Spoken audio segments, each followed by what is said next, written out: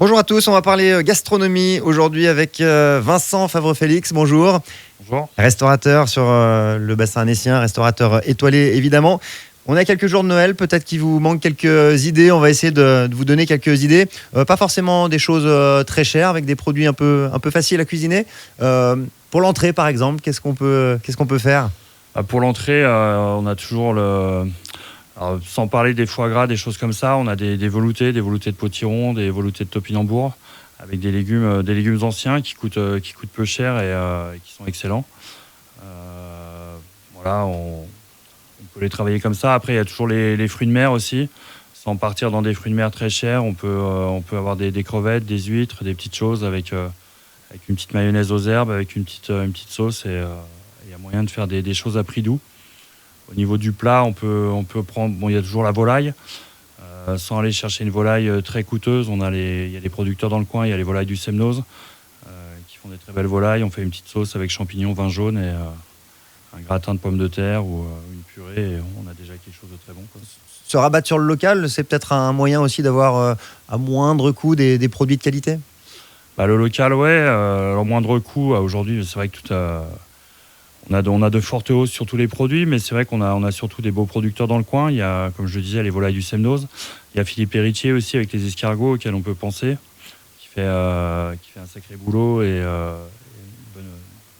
soit des escargots, même ces croquis qu'on a juste à passer au four si on est un petit peu feignant, et pour l'apéro c'est top.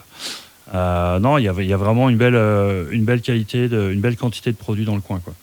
Sur les légumes, on disait les légumes anciens, effectivement un petit velouté, il ne manque pas grand-chose à rajouter pour que ça fasse quelque Les chose légumes d'assez fin. anciens, ouais, tout à fait. On peut faire un velouté de topinambour. Voilà, on peut rajouter sur le dessus une petite crème épaisse. On peut mettre 2-3 noisettes torréfiées, une petite huile d'olive.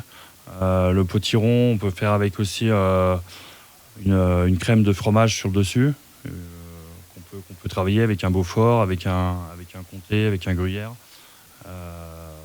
Pareil, quoi. C'est des choses qu'on n'imagine pas, mais qui sont très bonnes et très simples à travailler, quoi. On a parlé rapidement du foie gras. A priori, on a un petit peu moins sur les tables cette année. Il y a eu des abattages massifs à cause de la grippe aviaire. Du coup, ça a forcément fait exploser un peu le prix. Non seulement il n'y en a pas beaucoup, mais en plus, il est plus cher. Il n'y en a pas beaucoup, les coûts explosent.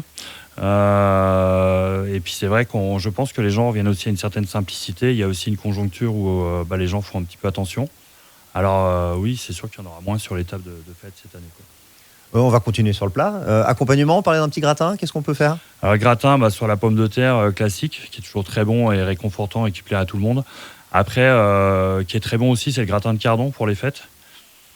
Alors là, c'est un petit peu plus compliqué à travailler, mais aujourd'hui, c'est pareil, il y a des beaux producteurs dans la région qui font un travail parce que c'est vrai qu'on n'a pas toujours le temps à la maison de travailler, d'effiler les cardons, de faire les choses dans les règles de l'art.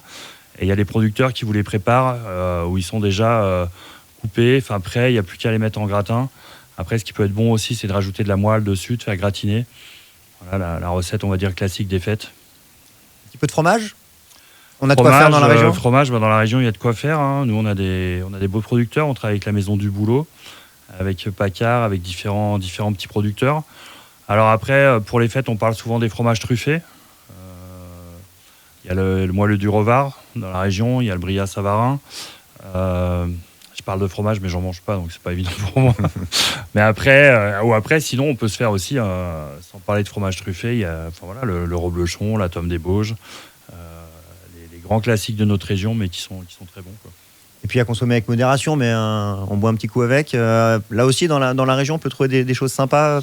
Sur la région, ouais, je pense qu'on n'imagine pas les progrès que les vignerons savoyards ont fait ces dernières années. Souvent, on a la mauvaise image des vins de Savoie qui n'était pas terrible. Et franchement, moi, j'aime bien parce que je pense que c'est notre devoir en tant que chef de mettre en avant nos régions. Et là, il y a vraiment des très belles appellations, quoi. On travaille en Savoie avec la maison Giacchino, par exemple, qui fait des roussettes. Alors, il y a des prieurés Saint-Christophe, il y a des choses comme ça, c'est des cuvées spécifiques. Ils ont des cuvées aussi plus d'entrée de gamme qui sont très bonnes aussi. Et puis, il y en a plein d'autres aussi. Famille Héritier, il y a Héritier à Poisy qui fait les escargots. Il y a Florent Héritier aussi à Frangy. Je ne vais pas tous les citer parce qu'il y en a beaucoup, mais en tout cas, on a vraiment une multitude de choix, quoi. Et les vins de Savoie ont progressé sur le blanc, sur le rouge et même sur les créments. On peut prendre un crément en pétillant. Si on veut pas aller sur du champagne, on peut trouver des très bons créments. Des très bons créments, des très bons pétillants de Savoie. Après, il y a le Cerdon aussi qui est pas très loin, qui est vraiment top. C'est pareil, si on veut modérer un petit peu les coûts. Et on le voit aujourd'hui, il y a des maisons de champagne où les coûts ont vraiment beaucoup trop progressé à mon sens. Et justement, on se rabat beaucoup sur des petits vins comme ça, enfin des petits vins, entre guillemets, on va dire qu'ils sont plus abordables en termes de tarifs, mais en termes de qualité, on se fait tout autant plaisir, je pense. D'ailleurs, la consommation de champagne a tendance à aller dans ce sens-là et à baisser. On passe au dessert. Qu'est-ce qu'on peut faire? La traditionnelle bûche. C'est pas si compliqué à faire, la base d'une bûche, c'est pas si compliqué à travailler. Non, après, ce qui est... alors, aujourd'hui, on voit beaucoup l'évolution des bûches, a été extraordinaire. On voit beaucoup de mousse, beaucoup d'inserts, de biscuits, de choses. Moi, je reste un petit peu traditionnel. C'est vrai qu'à la maison, j'invite les gens à faire un bon biscuit roulé. Après, une simple ganache au chocolat, ou même, avec des fois, ne serait-ce qu'avec une confiture, avec des choses comme ça, on peut déjà faire des choses très bonnes chez soi. Puis après, c'est pareil, on a dans la région, on a de la chance, on a plein de... Déjà, nous, on a une belle équipe de pâtissiers aux Nouvelles Galeries, si jamais. Et puis, il y a des très beaux pâtissiers dans le coin aussi, où il y a moyen de se faire plaisir. Bon, ça, c'est pour ceux qui ont envie de cuisiner un petit peu. Il y a la solution, justement, de l'emporter. C'est quelque chose qui marche plutôt bien chez vous, notamment pour les fêtes. On privilégie plutôt l'emporter plutôt que venir au restaurant sur ces périodes? Alors, il y a un petit peu de tout. Ouais. C'est vrai que vous allez avoir les clients qui vont vouloir vraiment sortir de chez eux, ceux qui vont vouloir rester tranquilles à la maison. Des fois, c'est intéressant aussi, quand on fait ça à plusieurs, chacun achète à droite à gauche et puis on ramène tous quelque chose. C'est vrai que nous, on fait de l'emporter. On reste assez classique sur l'emporter. On va rester sur des produits, sur une volaille de Bresse, sur du foie gras, sur une bûche, sur des choses rassurantes. Je pense qu'au moment des fêtes, on a envie, quand on achète quelque part, que ça plaise à tout le monde. Et surtout de faire plaisir et de se faire plaisir, quoi. Ça, ce sont pour les établissements du côté des galeries. Le restaurant gastronomique, lui, va fermer pendant les fêtes. C'est un moment où on va moins dans ce genre d'établissement? Alors, je ne sais pas si on va moins dans ce genre d'établissement, mais en tout cas, c'est surtout pour une qualité de vie pour les équipes. C'est un restaurant que j'ai ouvert il y a 4 ans et où, de suite, j'avais dit je ne travaillerai pas pour les fêtes. Maintenant, depuis peu, j'ai racheté les galeries, donc je travaille un peu aux fêtes. Mais je pense que c'est important. C'est un métier qui est passionnant, mais qui reste dur. C'est important pour les équipes de pouvoir avoir ces moments en famille. Après, aux Nouvelles Galeries, j'essaye aussi. Ils seront au moins déjà Noël en famille. Alors la base, je peux pas fermer. C'est pas aussi simple que ça. Mais en tout cas, je pense que c'est important de privilégier aussi une qualité de vie au travers de notre métier, quoi. 2 mots de la période actuelle, ça reste compliqué. Alors, on reste une région un peu privilégiée, mais quand même, on a un peu moins de monde au restaurant. Le panier moyen baisse peut-être un peu aussi. Je pense qu'on est dans une période qui appelle à la prudence. Pas du tout pessimiste, parce comme vous le dites, on est dans une région qui est super attractive et on a vraiment une chance.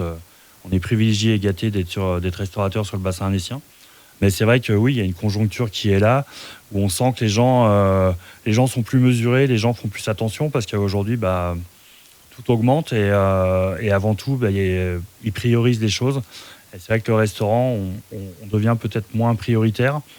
Mais voilà, il faut garder quand même cette notion de plaisir et de partage. Et puis quand ils viennent chez nous, de leur faire passer un bon moment pour justement oublier cette conjoncture qui va durer un petit peu, mais je pense qu'on va s'en sortir correctement, quoi. Un petit clin d'œil à tous ceux qui vont travailler pendant les fêtes dans la restauration ou dans plein d'autres métiers. On vous souhaite quand même de belles fêtes de fin d'année. Puis vous avez quelques idées si vous voulez cuisiner un petit peu pour Noël ou pour le repas du réveillon du 31. Merci beaucoup, belle fête de fin d'année.